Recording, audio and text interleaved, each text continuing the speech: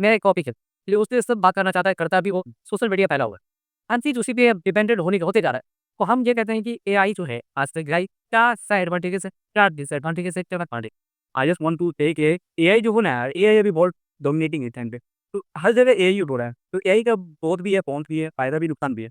तो एआई जो है जनरली अभी जो है, अभी बहुत रॉन्गली हुआ है। लोग बहुत ब्लैक में यूज़ कर रहे हैं एआई को। बहुत सारी वेबसाइट बन चुकी है एआई का।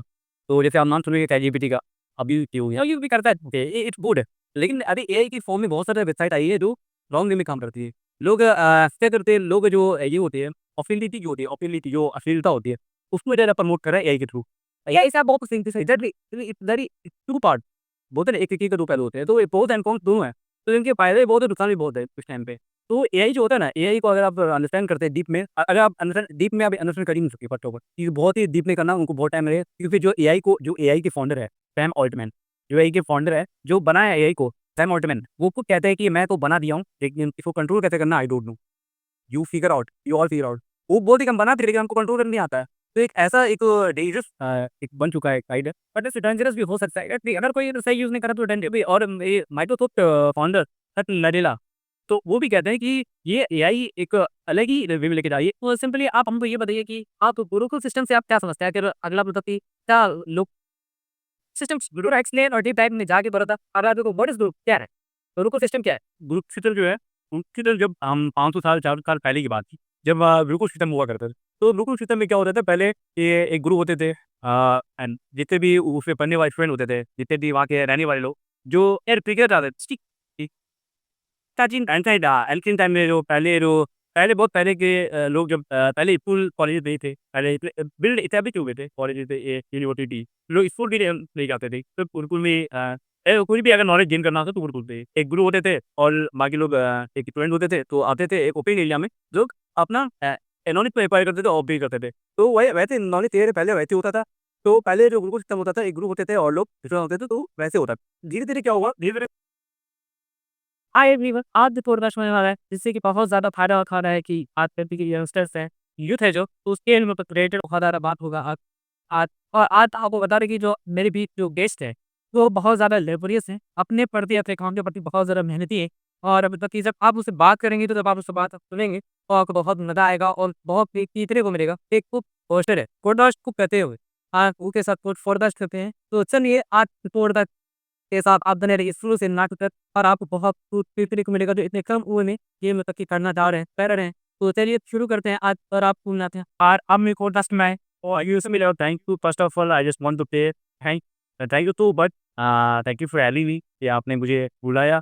ऐसे मैं लेता हूँ पॉडकास्ट सबका, लेकिन आज आप स्पेशल क्या है कि आज मुझे कुछ बुलाया। आप आए पॉडकास्ट में, मेरे लिए ये बहुत गर्व की बात है कि आप मेरे पॉडकास्ट की आए।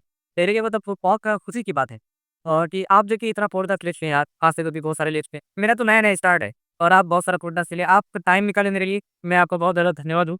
मतलब कि जो आप जब आप अच्छी है ये आप पॉडकास्ट में, आपके गुरु आज इसलिए आपको लाइक देगी ताकि आप अपना कम उम्र में पॉडकास्ट शुरू किए हुए हैं। यंगस्टर को आप आज के जो स्टूडेंट है, यूथ है, को आप कुछ मैसेज दें बेहतर, और मेरे पॉडकास्ट पे आके। तो कैसा लगा मेरा podcast?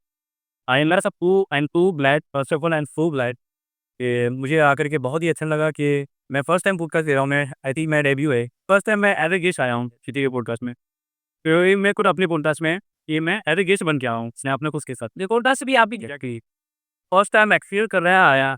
I am so glad आप ये जानना चाहते हैं कि ये सीट में तुम्हें बहुत बैठ के इस ठीक है। तो अरे क्यों कर लिया ले ये राइट के कुछ प्लीज सर हाँ एनी क्वेश्चन तो आज भी वो मेरा बाप करेगा तो टॉपिक होगा नाम पे डायरेक्शन मैप पास से आज सब डायरेक्ट ये होगा कि फर्स्ट डायरेक्शन मेरा आपको बता दें कि मतलब जब लास्ट टिक कर जब मेरा पॉडकास्ट अच्छा चलेगा 3 डायरेक्शन हो। फर्स्ट डायरेक्शन ये होगा कि आपका फर्स्ट डायरेक्ट लोग बात करेंगे फर्स्ट में कि आपका जर्नी क्या था? आप कहाँ से शुरू किए? कैसे शुरू किए? जो कि तब इतना कम उम्र में आप कर रहे हैं ऐसा। तो आप मुझे जर्नी के बारे में बताइए। और मेरा जो सेकंड डायरेक्शन होगा, जो सेकंड बात करने का जो होगा टॉपिक हो, तो उसमें हम बात करेंगे कि आज इंडिया के बारे में आप क्या सोच रहे हैं? आखिर इंडिया आज कहाँ पे है? किस लेवल में है? और लास्ट की जहाँ पे है आप बिहार में, उसके बारे में आप क्या सोचते हैं? एजुकेशन से रिलेटेड और सारी बात की book I will do that यार पूरा मतलब क्या थोड़ा-सा एक्सप्लेन कीजिएगा कि तो और थर्ड डायरेक्शन होगा मेरा, वो आजकल का बहुत ही नया टॉपिक है, जो आजकल सर इवॉल्व होना चाह रहा है और इवॉल्व हो नहीं रहा है। क्या है? आज तो हम बात करने वाले हैं और बेहद तक हमको लगता है कि हाँ, उनको सुनना चाहिए। ये नहीं कि मेरे ही पौधा था, किसी से मिले उसका पूरा ये करना चाहिए। तो आज टॉपिक है, आज सीआई के बारे में पूरा डीप एंड डाइप बात करेंगे। तो चलिए फर्स्ट ऑफ ऑल कि आज फर्स्ट हम आते हैं कि फर्स्ट में जो डायरेक्शन में मेरा जो टॉपिक है बस कि आपका क्या जैविक था अभी तक जो डैडी और आगे चलेगा होगा शुरुआत है। तो अभी क्या कहाँ से शुरू किए, कैसे किए और कहाँ आप चल रहे हैं? थोड़ा-सा आप व्यूअर को बता सकते हो क्या? First of all, and to Treasure Namarpuri. So I came as a gift and brought up. So basically, I am from I born and brought up in Pune. There. So my initial academy is from Pune. Then तो ये जो मैं सबसे पहले मैं 1 से starting से 10 मैं सीबीएसई बोर्ड से पूरा बेसिक से एग्ज़ैक्टली। तो सीबीएसई बोर्ड से मैंने मैट्रिक किया। आई थिंक ये मैट्रिक में मेरा अच्छा ही हुआ था, जो एवरेज से थोड़ा अच्छा था।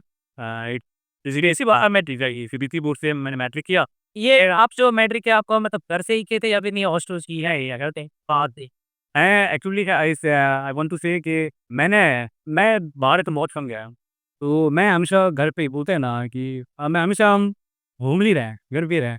तो हम घर पे ही रह करके पढ़ाई करते थे और वो सही है। आप घर पे है कि घर पे स्टार्टिंग से मैं पूर्णिया में रहा हूँ और पूर्णिया में बॉर्न है, ब्रॉट अप हुआ हूँ, पाला भी हूँ, बड़ा भी हूँ।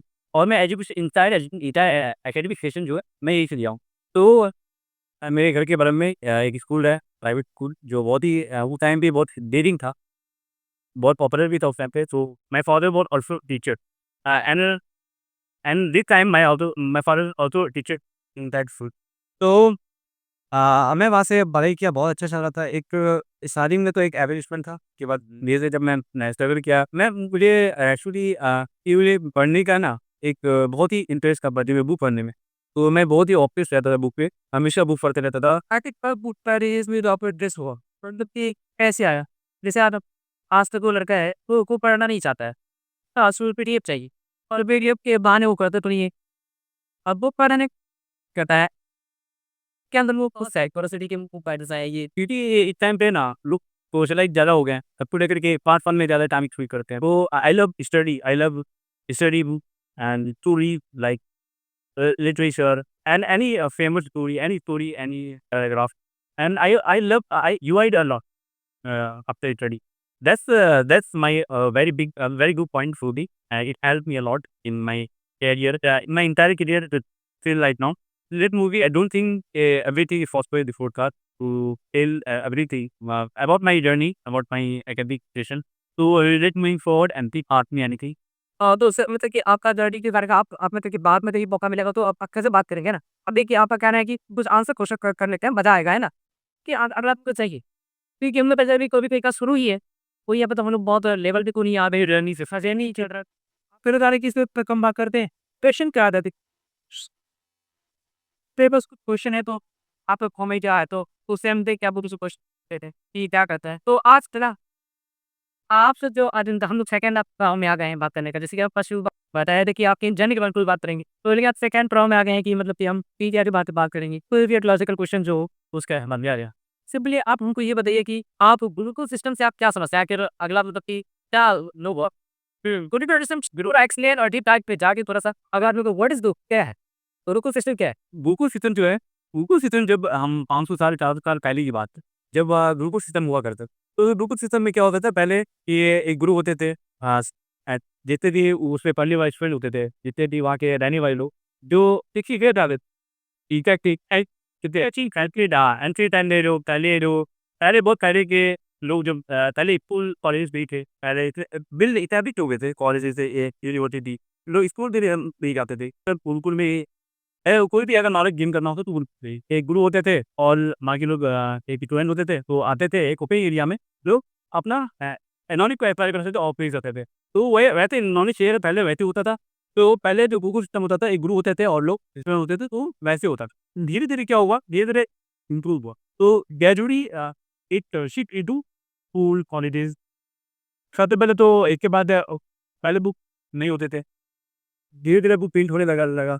फिर उसके बाद लोगों पे शेयर होने लगा, लोग बाय करने लगे, लोग खरीदने लगे। तो जैसे-जैसे बुक खरीदे, जैसे-जैसे स्प्रेड हुआ बुक का अवेयरनेस आया, लोग सबके पास पहुँचा। तो इससे हुआ कि बुक मतलब पढ़ना की है, पढ़ लेने तो बुक पेन के बाद हर जगह सबके पास पहुँचा। उसके बाद तब जो लोग घर से पढ़ने लगे, उसके बाद धीरे-धीरे अवेयरनेस हुआ तो कॉलेजेस बने, स्कूल बने, लोग बाहर जाने लगे। वहाँ से एक लेगेसी चलता आ रहा है। गुरुकुल से अगर आई कैन से के एजुकेशन सिस्टम का जो इनिशियल पॉइंट था वो गुरुकुल था। आप मतलब जो हमारे जो आप ये पूरा बिल्कुल टेस्ट जो आप में संदर्भ तय कर रहे थे, उससे हमको समझ में आ रहा है कि जो हम लोग का जो बहुत पुराना जो है वो नालंदा यूनिवर्सिटी, तो बहुत ज़्यादा कई सालों पहले इस तरह की बहुत फर्स्ट था या सेकंड था जो तब विदेशों से आता था लड़का सब करने।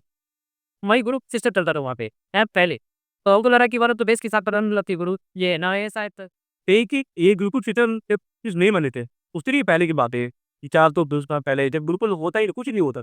लोग ऐसे एक पूरे ओपन एरिया में बैठ कर के लोग एजुकेशन लेते थे, एजुकेशन सीखते थे। तो वैसे होता था एक गुरु होते थे। धीरे-धीरे ये हुआ, बुक भी शिफ्ट हुए, उसके बाद कॉलेजेस बने, स्कूल्स बने, तो यूनिवर्सिटियाँ बने। तो इसके बाद धीरे-धीरे अवेयरनेस आया। तो उसके बाद जो है ना, तो इंडिया में क्या होने लगा, rod rod system everyone knows about. ये एजुकेशन सिस्टम एक तो रट्टा की तरह हो कि इतना रॉड क्यों होता है? एक एक रॉड सिस्टम की तरह हो गया कि एजुकेशन सिस्टम में इंडिया में हमेशा मेनली होता है, मोस्टली होता है कि लोग रट्टा लगाते हैं। करेक्ट। आप ये मतलब जो आपके आस-पड़ोस यूथ है वो भी क्या करते हैं कुछ को डटे है। हाँ, युवाओं को लगा कि अंडरस्टैंड करना चाहिए ना तो दिखाती भी लोग सही से अंडरस्टैंड नहीं करते हैं, उनको सिर्फ रट्टा मारने के याद करते हैं। तो ये इसी रीज़न से इंडिया अभी थोड़ा-सा उतना ज़्यादा हेवी उतना ज़्यादा हायर हायर हायर एजुकेशन ये नहीं किए हैं। कुछ कुछ इन्वेंशन नहीं कर पाए हैं, जो स्टूडेंट उसे गिन के वो रट्टा मार के लोग पास हो जाते हैं। लोग अपना ब्रेन यूज़ ही करते हैं, अपना जो critical thinking, analytical thinking use नहीं करते हैं। लोग प्रैक्टिकल नहीं हो पाते। तो इस वजह से लोग इनोवेशन नहीं कर पा रहे हैं ये लोग। और अगर हम if you see the outside country like China, US, वो लोग छोटे-छोटे बच्चे 10 इयर्स और 15 इयर्स, 18 इयर्स लोग इन्वेंट कर रहे हैं किसी चीज़ का। चाइना के लोग यू कैन छोटा-छोटा बच्चा जो हमेशा वाला काम करता है गरीब, तो लोग देखिए प्रैक्टिकल चीज़ करते हैं ना, ऐसे वो लोग नोट्स करते हैं। इंडिया में जो सारा प्रैक्टिकल समय देखिए एक there is a good point about India. ये इंडिया के रट्टा तुम होने के बावजूद लोग अभी जो आप सुने होंगे सुंदर पिचाई, जो गूगल के सीईओ है, वो इंडिया के हैं। तो ऐसा में एक गुड पॉइंट दिया है कि इंडिया ये रट्टा मारने से क्या होता है, if you rote anything to learn the doing the hard work, आपने मैथ करना सीख लिया। तो जैसे कि आप रट्टा मारते हो आपको मैथ करने की एबिलिटी आ रही है आपके अंदर। तो एक ये गुड पॉइंट भी है इंडियन के ऊपर, इंडियन के पास कि वो हार्ड वर्क कर लेते हैं, क्योंकि रट्टा मारते हैं तो उसकी वजह से। तो लेकिन अब एक बुक वन दे दो बुक वन के इंडिया के बारे में कि सुंदर पिचाई जो इंडिया के जो सीईओ गूगल के सवाल वो था वो इंडिया के। तो अगर इंडिया का एजुकेशन सिस्टम अगर अच्छा नहीं होता, तो आज गूगल के सीईओ सुंदर पिचाई नहीं होते। तो एक मतलब एक अच्छा पॉइंट होगा, गुड पॉइंट होगा जो सुंदर पिचाई अभी गूगल से है ना, पर कंपनी है टाटा से बड़े भी हैं, टाटा बोल सकते हैं। तो जो इतने बड़े-बड़े ले टाटा एमएनसी भी है लेकिन बड़ी कंपनी है। हाँ, तो बड़े-बड़े लोग हैं जैसे बहुत सारे लोग हैं, लेकिन सीईओ सुंदर पिचाई तो उनका भी तो अपब्रिंगिंग अच्छा हुआ, एजुकेशन सिस्टम इंडिया से नहीं होंगे ना, इनिशियल बाद में गए होंगे फॉरेन। तो उनका एजुकेशन सिस्टम इतना खराब होता है इंडिया का, तो आज सीईओ नहीं होते। तो आई कैन से कि इंडिया का एजुकेशन सिस्टम भी ठीक है एक वर्ड से। देखिए एक कुछ काम नहीं है, कुछ अफ़सोस की है। बहुत अच्छा एक्सप्लेनेशन दिया आप इसके बारे में। ग्लोबल सिस्टम के बारे में आप जो एक्सप्लेनेशन दिए, बहुत अच्छा एक्सप्लेनेशन दिया। तो अब मेरा एक फिर सेकंड क्वेश्चन है कि आपके थ्रू आपके वजह के सेटअप देखा जाए कि वर्ल्ड फेमस तो क्या है? आप इसको थोड़ा-सा एक्सप्लेन करेंगे? क्या रिव्यूअर जो है मतलब देखना चाहे कि अभी वर्ल्ड फेमस लोग क्या होता है? मैं जानना चाहता है कि भाई वो है क्या? There are many world famous laws, and I don't remember. I just tell you one or two. तो वर्ल्ड फेमस लॉ एक लॉ है, इसका नाम है मुर्फी लॉ। तो मुर्फी लॉ में ये क्या कम तो मुर्फी लॉ जो होता है वो एक डिफाइन के अगर अगर आप किसी चीज़ में अगर आपकी चीज़ आपके साथ कुछ बुरा हो रहा है, if you face something wrong then you got something wrong. अगर आपके साथ कुछ बुरा हो रहा है तो बुरा होगा। इस लॉ में जो बताएँ तो भी जो इस लॉ का जो एमिशन है यही है कि अगर आपके साथ बुरा होगा तो बुरा होगा, किसी न किसी दिन। तो बुरा होगा ही, तो क्योंकि ये रूल नहीं करता है, बुरा हुआ है तो वो होगा। तीसरी लॉ है, एक और लॉ है world famous law, trading law. तो तीसरे लॉ में क्या कहता है, इट स्टेट्स दैट कि आप आज किसी चीज़ को अगर if you do something when you read something, if you write on it on copy on book, then your have 50% work is done. Your 50% work is done if you write anything. तो आप जो भी करते हो, अगर उसको आप लिख लोगे, तो आपका 50% काम वही सॉल्व होगा।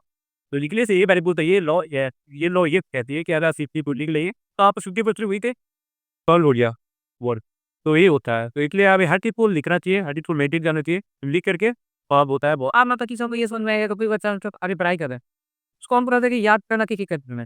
वैसे नॉर्मली अगर कोई को पढ़ के ऐसे ही नॉर्मली याद कर रहा है, तो उससे बेहतर है कि कोई लिख-लिख के याद करे बिल्कुल आप एनीथिंग एनीथिंग ज़्यादा याद होगा whatever you right, so whatever you have to like you have to do anything. So if you write on it on paper and on notebook, then you solve 50% of the work. तो आपसे 50% काम कर दिया। तो ये एक benefit है। इसको लेकर बहुत आई वांट टू शेयर वो है दिस स्टेटमेंट टू ऑडियंस। और जो मेरे स्टूडेंट हमको लगता है कि अगर आज के बाद पता स्टडी भी याद वाद करना हो तो उनको लगा लिख करना चाहिए, ताकि 50% याद हर टाइम में हो ले।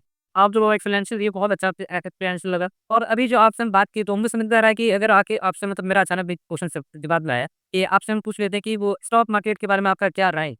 क्या स्टॉक मार्केट करना गलत है या सही है? आखिर स्टॉक मार्केट क्या काम करती है? कैसे काम करती है? तो स्टॉक मार्केट जो होता है ना, ये क्या है बिज़नेस टाइप का ये मतलब क्या है? और कोई जहाँ तक कि स्टॉक मार्केट क्या है? हम करना चाहते हैं, जानना चाहते हैं कि स्टॉक मार्केट का मीनिंग क्या है? एक्सप्लेनेशन को deep okay, okay, I will tell you definitely. ये स्टॉक मार्केट तो होता है अभी हम इंटरनेट ऑनलाइन जो हम किया है, कोई चीज़ अगर हम जब बाय करते हैं, कुछ बॉन्ड होता है, कुछ शेयर हम ले कोई कंपनी कुछ बाय एंड सेल। तो वही किसी का जो बॉन्ड है तो बॉन्ड हुआ किसी कंपनी का एक शेयर ले लिए, उसको हम जब बाय करके जब उनको हम खरीद लेते हैं तो हम उनका ओनर बन जाते हैं। तो जब ओनर बन जाते हैं तो उसको जब उसको बाद में सेल करते हैं, रीसेल करते हैं। तो जब रीसेल करते हैं तो उसका वैल्यू तब तक इंक्रीज़ हो जाता है। तो उसका बेनिफिट हमको मिलता है। तो स्टॉक मार्केट में अभी बहुत ज़्यादा बहुत फाइनेंशियली बेनिफिट देता है स्टॉक मार्केट। अगर कोई इन्वेस्ट करना चाहेगा तो कर सकता है इफ यू हैव मनी। तो ये जो स्टॉक मार्केट होता है, लेट मी टेल यू कि स्टॉक मार्केट जो होता है ना, इसका 2 प्रोसेस होता है। एक होता है फंडामेंटल प्रोसेस, एक होता है टेक्निकल प्रोसेस। तो ये 2 प्रोसेस अगर किसी को आता है तो वो स्टॉक मार्केट सही से कर सकता है। तो ये फंडामेंटल प्रोसेस जो होता है उसके लिए इसके लिए बुक स्टडी करना पड़ता है, उसको पढ़ना पड़ता है। तो जो एजुकेटेड होते हैं वो करते हैं फंडामेंटल प्रोसेस ही। जो एजुकेटेड नहीं होते हैं, अगर उनको शॉर्ट में चाहिए इन वेरी शॉर्ट टाइम, तो उनको बिना बुक पढ़े चाहिए, तो उनको उसकी टेक्निकल प्रोसेस है। अगर ये सॉरी यहाँ तक है 100 बाकी अगर कोई नॉर्मल आदमी है जो पढ़ा लिखा नहीं है, वो कर सकता है या फिर उसको और क्या रहता है, आपको ऊपर सकता है वो टेक्निकल प्रोसेस। तो technical process for those people who is not very educated, who is not able to study anything at a, वो उसी ये टेक्निकल प्रोसेस। तो इससे क्या होता है, इसमें 3 कंडीशन होता है। एक होता है अप ट्रेंड, एक होता है डाउन ट्रेंड, एक होता है साइड ट्रेंड। तो ये 3 चीज़ को फॉलो करना पड़ता है स्टॉक मार्केट में। अगर आपका अप ट्रेंड अगर डाउन ट्रेंड और साइड ट्रेंड आप समझते हैं, तो यू कैन इन्वेस्ट, तो आप इन्वेस्ट कर सकते हैं। तो ये 3 चीज़ को समझना होगा स्टॉक मार्केट में इन्वेस्ट करने से पहले। ये चीज़ थोड़ा-सा एक चीज़ थोड़ा समझ लेंगे तो यू कैन इन्वेस्ट ईज़िली। लेकिन वो अभी जो अगर कोई सुनेगा ये पॉडकास्ट को कि स्टॉक मार्केट के बारे में कोई भी कर सकता है नॉर्मली आप तो बताया कि कोई भी आदमी ये कर सकते हैं। तो अगर वो जाके कर ले यार जैसे कि मेरा फ्रेंड है तो वो अगर कर रहा है, तो वो बोला है कि यार माउस नहीं है ये है, ठीक बोल रहा है या फिर मतलब ऐसा कि यार नहीं करे ऐसा कुछ। या इट्स हैपनिंग राइट नाउ। ये स्टॉक मार्केट अभी जो है ना, कराची से एकदम लॉस ही चल रही है कि लॉक होता है, रैपिड लॉक होता है, हर हर महीने पे होता है लॉक। तो इसमें वही होता है ना कि अनएक्सपेक्टेड है। इसे हम एक्सपेक्ट नहीं कर सकते, हमको इतना मैप नहीं देगा कंफर्म कि कभी हाई होता है, कभी ग्राफ ऊपर जाता है, कभी लो जाता है। तो फ्लक्चुएट होता है ग्राफ। तो कभी आपको लॉस होगा, कभी आपको प्रॉफिट होगा। तो इसमें क्या होता है, अभी जो है ना स्टॉक मार्केट का सिनेरियो जो है बहुत डाउन चल रहा है, बहुत क्रैश हो चुका है स्टॉक मार्केट। तो आई प्रेफर टू से कि आपको स्टॉक मार्केट से अच्छा है अभी यूँ आया कॉर्पोरेट बॉन्ड। अगर आप कॉर्पोरेट बॉन्ड्स में इन्वेस्ट करेंगे तो ज़्यादा अच्छा होगा, बेटर होगा। तो स्टॉक मार्केट क्योंकि क्रैश बहुत बार हुआ है, बहुत बार मल्टीपल टाइम हुआ क्रैश, जो बहुत परसेंट का लॉस हुआ है। तो उसको लेकर के अभी लॉस नहीं था, तो उसको ये अगर आप इसको इसी जगह पे अगर आप कॉर्पोरेट बुक कर रहे हैं तो डेफिनिटली बहुत ज़्यादा बेस्ट होगा। स्टॉक मार्केट मार्केट्स के साथ बेस्ट है। कॉर्पोरेट बॉन्ड में क्या होता है कि कॉर्पोरेट बॉन्ड होता है एक लोन टाइप का है। When you loan give to any bank, then bank gives you return. It it return 60% 10%। तो आप जब आप किसी बैंक को लोन देंगे अपने मनी से, अपने पैसे से, बैंक आपको रिटर्न देगी। रिटर्न देगी 10% 15%।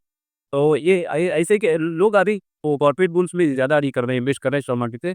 तो ये होता है फर्दर बॉन्ड्स में हर किसी को करना चाहिए। तो मानते थे अब ये कहना है जी मतलब कि अगर कोई करना चाहे स्टॉक मार्केट को बेहतर तरीके से कर सकते हैं लेकिन उनका नॉलेज लेके अचानक अगर कुछ लेकिन अभी अगो ईपट अगर करेंगे तो अभी हम कॉर्पोरेट बॉन्ड्स को करेंगे, क्योंकि स्टॉक मार्केट अभी थोड़ा बहुत लॉस चल रहा है। कॉर्पोरेट बॉन्ड भी अच्छा है, कॉर्पोरेट तो आई जस्ट टेल यू ये स्टॉक मार्केट से अलग है या एग्जैक्टली। ये तो अलग है, वो एक लोन टाइप का है जो लोन बैंक में देते हैं और बैंक हमको रिटर्न देती है। तो उसमें ज़्यादा नहीं छूट परसेंटेज उससे एग्जैक्टली वह 10% 15 वह इज समथिंग है। मतलब कि बहुत अच्छा था उसके बारे में बहुत अच्छा थे एक्सप्लेनेशन की ओके कोई भी समझ सका है आराम से मतलब बेहतर थे चाहे तो अरे अगर आप if you want to know about in detail deep dive तो then you there is in a web internet से आप you search internet like ChatGPT ही give you a full detail बोलो one page two page three page multiple page तो then you can go ChatGPT you can use ChatGPT आप सबसे पहले daily question करते हैं, आज हम आपसे कर रहे हैं, करिए, और आप पालक की लो आप कोटा आ जाएगा इतना। और हमको भी इतना दिन लगा है कि जो आए भी डेली हर आदमी से क्वेश्चन पूछता है, उससे मार्क है। मेरे दिमाग में अचानक ही जो आप यहाँ पे बैठे थे, रसों की एक्सप्लेनेशन कर रहे थे, बहुत अच्छा लग रहा था हमको सुनने में, तो हमको बहुत मज़ा आ रहा है। तो हम ये चाह रहे हैं कि ये जो डिप्लोमेटिक करेक्ट है, क्या है, वो वैसे समझ में नहीं आ रहा है, थोड़ा-सा एक्सप्लेनेशन पर।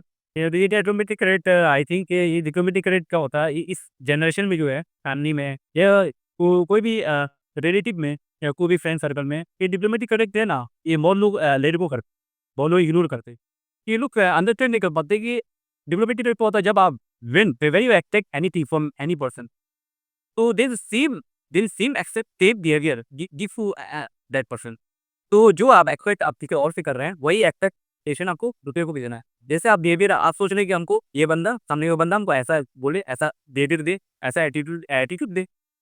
तो वैसे आप भी उसको लेके चलना होगा मतलब आपको तो टीम देना होगा। इसको बोलते हैं डिप्लोमेटिक करेक्ट मतलब कि इज़्ज़त देना इज़्ज़त इज़्ज़त ये बोलना चाह गए इज़ जस्ट कि आप जैसे आप चाह रहे हैं, जो एक्सपेक्ट कर रहे हैं कि अगले सामने सामने से कि आपको ये मिलना चाहिए, हमको सही से ट्रीटमेंट मिलना चाहिए, ऐसे सही से पूरा केयर होना चाहिए और सही से हमको सॉल्व करता है। मैं उस वे में कि सही से जैसा हम चाह रहे हैं वैसा हमको मिलना चाहिए। तो यहाँ पे हाँ, वैसा अगला जो है वैसा की तो जैसा आप सोच रहे हैं, एक्सपेक्ट कर रहे हैं, तो वैसा आपको भी करना होगा उसके टुवर्ड। आजकल कुछ तरह सब बच्चों की भी हम लोग को बात करना चाहिए क्योंकि हम पॉडकास्ट कर रहे हैं, ताकि वो अगर देखे तो उसको लगेगा भाई मेरे की बात वो ऐसी, है ना? मज़ा आएगा बात करने में। तो हम अभी आपसे एक मेरा क्वेश्चन अभी आया कि चाइल्ड लेके कि अगर चाइल्ड मेमोरी क्या है? चाइल्ड मेमोरी मतलब क्या हम ये बताना चाहते हैं कि चाइल्ड मेमोरी जैसे कि क्या होता है चाइल्ड मेमोरी? अगर अभी अभी बच्चे में चाइल्ड मेमोरी क्या होता है? जब बूढ़ा हो जाता है तो बूढ़े की मेमोरी क्या होता है? अरे वो यंगस्टर होता है उसका चाइल्ड मेमोरी।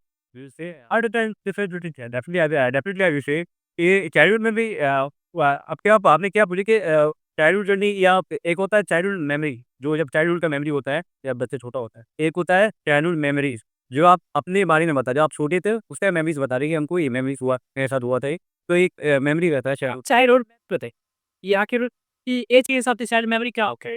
जैसे when people getting older his brain becomes week तो जैसे-जैसे लोग ओल्ड होते हैं, तो वैसे फिर उसका ब्रेन जो है ना, ब्रेन सही करने लगता है। इसकी वजह से मेमोरी जो पावर मेमोरी कैपेसिटी है, वो लो होने लगती है। जैसे मेमोरी एफिशिएंसी कम होने लगती है, तो लोग बहुत जल्दी भूल जाते हैं। अब वो बोलता दे है कि forget very they forget everything very fast. वो बोलता है ना कि जब बूढ़ा हो जाता है तो बच्चा वाला फीलिंग आने लगता है, बच्चा हरकतें करने की हरकतें करने लगता है। उनको लगा वही होगा। बस एग्ज़ैक्टली जब जैसे लोग बड़े होते हैं, तो उनके अंदर ये बच्चा वाला नेचर आने लगता है, चाइल्डिश नेचर। तो लोग भूल भी जाते हैं बहुत जल्दी। तो वही होता है, जैसे ये बड़े होते हैं, तो उनका ब्रेन का जो ब्रेन जो होता है, वो श्रिंक करने लगता है। इसकी वजह से उनका जो मेमोरी पावर है, वो वीक हो जाता है। और लेट मी टेल यू कि हमारे ब्रेन का 4 पार्ट है। ये जो फर्स्ट है frontal and temporal, occipital and parietal. तो ये है ये सामने वाला फ्रंटल है, साइड वाला टेम्पोरल है और ये ऊपर वाला ऑक्सीपिटल। वो दफ़ा हम जब ये बात कर रहे थे तो हम ये जानते थे वो बोलते हैं छोटा दिमाग, उन लोग का ब्रेन में है वो किससे बोलता है? ब्रेन पर में होता है या फिर पैराइटल, टेम्पोरल या फिर वो होता है ऑक्यूपेटिव ब्रेन, बैक बैक साइड हो हाँ, इसको हाइंड ब्रेन बोलते हैं। हाइंड ब्रेन जिसको बोलते हैं छोटा दिमाग, ये वहीं से सारा एक्शन होता है, सारा कंट्रोल होता है, सारा वेबुलर फ्रंटल, एक ऑक्यूपेटल, एक टेम्पोरल, एक पैराइटल। ये 4 पार्ट है जो जो ब्रेन का पार्ट्स है, मेजर पार्ट है, मेजर लोब है। तो इसको लेकर के लोग जब जैसे ओल्ड होते हैं उनका ब्रेन वीक करने लगता है, कि मेमोरी जो है फिर आप तो चलिए बहुत अच्छा लगा ये एक्सप्लेनेशन आप ये मतलब कि बहुत हेल्पफुल होगा अगर कोई भी देखेगा तो ये ब्रेन के बारे में। शायद मेमोरी के बारे में कुछ सुनना चाहेगा तो अंकुर देख सकता है, क्या बोलते हैं? अरे! तो हमको अभी एक ही याद आया जस्ट अभी जो स्टोरी आता तो सोवेन डैम इसमें जाते हैं हम। देखिए आखिर में अभी क्या हो रहा है ना? अभी क्या चल रहा है अभी के टाइम में? अरे जमीन मतलब सोवेन डैम है कि तो हमने 1-2 दिन पहले मतलब बहुत पहले हम एक न्यूज़ कर रहे थे या फिर देखे थे मतलब कि उसमें कि कंट्रोवर्सी चल रहा है। आखिर रणवीर इलाहाबादी जो एक बहुत बड़े पॉडकास्टर हैं, कह रहे कि उसी से पॉडकास्ट तो शुरू हुआ है। रिलेटिव बोला था, बहुत फेमस यूट्यूबर थे, अच्छी पॉडकास्टर जैसे यूट्यूबर भी थे। एक अपर लेवल हो गए। इनफैक्ट बहुत करीब मिलियन का व्यूज इंडिया के टॉप में आते हैं वो पॉडकास्टिंग चैनल। थोड़ा बहुत होता है मतलब कि प्यार के बाद कोई होता है कभी गलत गलत सलत हो जाता है। तो आखिर इसमें जो कंट्रोवर्सी चल रहा है उसमें क्या ओपिनियन है? क्या गलत है, सही है क्या मतलब? अगर ये वीडियो कोई देखेगा तो क्या है तो first of first of all I want to say ये जो कंट्रोवर्सी हो रही है रणवीर अरोड़ा के अगेंस्ट, तो ये डेफिनेटली आई विल से कि ये जो स्टेटमेंट यूज़ किया गया था रणवीर अरोड़ा के थ्रू, तो ये स्टेटमेंट बहुत वल्गर था, बहुत इनएप्रोप्रिएट था, नहीं कर बहुत ही बोलते हैं ना फ़िल्थी, बहुत डर्टी था। तो जो पैंट के ऊपर था, जो नहीं करना था उनको, लेकिन उन्होंने आगे एपोलोजाइज़ किया, उन्हें सॉरी बोला पब्लिकली आकर के। तो वो अपने गलती को एक्सेप्ट इधर आएगी मेरे दोस्त हुआ है इनको कि उन्होंने एक्सेप्ट किया। वो लोग फिर भी इनको ड्रैग कर रहे हैं, लोग अलग ही ट्रैक में लेके जा रहे हैं। तो लोग उनको जेल के बारे में बात कर रहे हैं कि अब वो जेल हुई। अभी तक उनका केस चल ही रहा है। तो ये जो वो यूज़ किए थे वो बहुत ही डार्क था, नहीं यूज़ करना था, लेकिन ये जो इतना जो आउटलैश हुआ के ऊपर, तो ये नहीं होना था। लोग क्या करते हैं, ये ना ओवरशैडो हो रहा है इसकी वजह से। लोग जो है ना मेन इश्यू जो है, इंडिया का जो मेन इश्यू है उसको लेके बात नहीं कर रहे हैं। जो जो मेन इश्यू है, जो बहुत प्रेडेटरी है, तो जिस टॉपिक और बात करना चाहिए एक्चुअली जो इंडिया को बात करना चाहिए फ्यूचर के लिए, फ्यूचर इंडिया के लिए, जो अभी ये बहुत इससे भी डीप डार्क हो चुका है, एक्सीडेंट, रेप हो चुका है, बहुत सारी चीज़ हो चुका है, इससे भी डार्क वाला। लेकिन जो इंडिया में ये भी अभी ज़्यादा फोकस कर रहे हैं, इस ओवरशैडो कर रहे हैं, जो अच्छी चीज़ है, वो ओवरशैडो कर रहे हैं, जो इंडिया को और जो इंडिया के लिए बहुत बेनिफिट होगा, दो अगर उसपे वर्क करेंगे, बहुत सारी चीज़ पेंडिंग में रखा हुआ है, क्यों वर्क नहीं कर रहे हैं। तो लोग एक अलग ही टैंजेंट में लेके जा रहे हैं, एक-एक इश्यू को, इस मुद्दा को। तो ऐसा मेरा पर्सनल ओपिनियन ये है कि इसको खत्म कर देना चाहिए। लोग उन्होंने सॉरी बोल दिया, अगर इसको खत्म कर देना चाहिए। ऐसा थोड़ा नहीं है कि मेरा डायरेक्ट को वाइंड अप कर दो। और जो मेन इश्यू है इंडिया का, इंडिया को लेकर के हमारे एजुकेशन सिस्टम को लेकर के, तो उसके ऊपर बात करो, उसके ऊपर करो। लोग उसको इग्नोर कर रहे हैं, उसको ओवरशैडो करने के लिए लोग टॉपिक को हाईलाइट कर रहे हैं।